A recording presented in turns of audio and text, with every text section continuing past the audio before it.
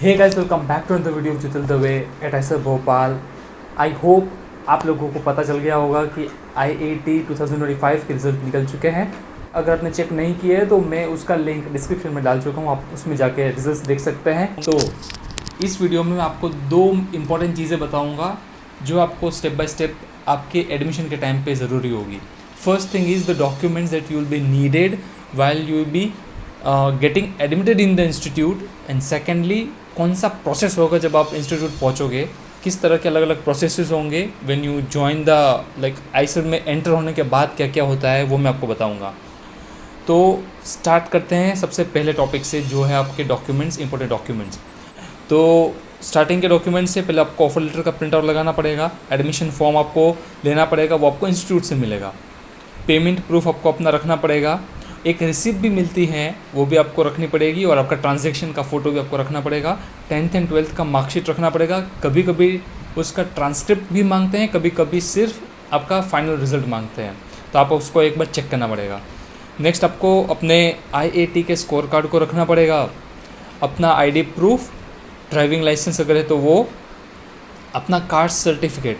इसके केस में, caste certificate के केस में दिक्कत ये होती है कि कुछ लोग अपना पुराना कास्ट सर्टिफिकेट लेके जाते हैं, जबकि वो eight the time of admission कभी कभी नहीं चलाया जाता। तो फिर आपको अपना अपडेटेड 2025-26 का एक नया निकलता है, हर फाइनेंशियल ईयर के बाद नया निकलना चाहिए। तो जैसे कि मार्च 2025 ख़त्म हो चुका है, तो आपका अभी जो नया सर्टिफिकेट निकलेगा, चाहे वो EWS हो, OBC हो या फिर SC ST हो, उसके लिए आपको अपना नया कास्ट सर्टिफिकेट निकलवाना पड़ेगा।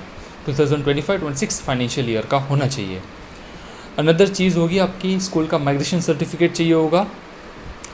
ये कुछ इंपॉर्टेंट डॉक्यूमेंट्स है जो आपको eight the time of admission चाहिए होगा, और अलग से कुछ फॉर्म्स होंगे वो आपको इंस्टीट्यूट में पहुंचने के बाद मिलेंगे, उसके बारे में हम आगे बात करते हैं।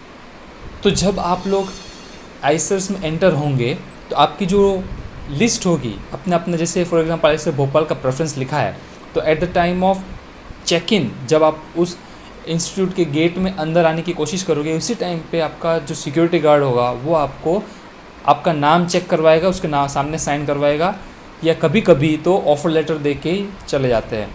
आपको कुछ फॉर्म्स दिए जाएंगे, जैसे कि एडमिशन फॉर्म की मैंने बात की थी, एक एंटी रैगिंग फॉर्म होगा जो शायद आपको ऑनलाइन भरना पड़ेगा और उसका प्रिंट आउट आपको अटैच करना पड़ेगा।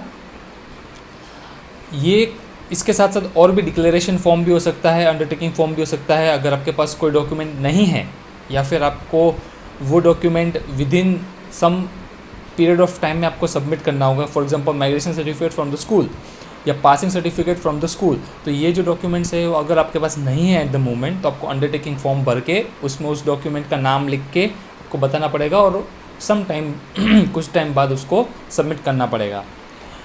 अब आगे बढ़ते हैं। अगर डॉक्यूमेंट्स आपके ख़त्म हो चुके हैं तो आपका होगा बायोमेट्रिक।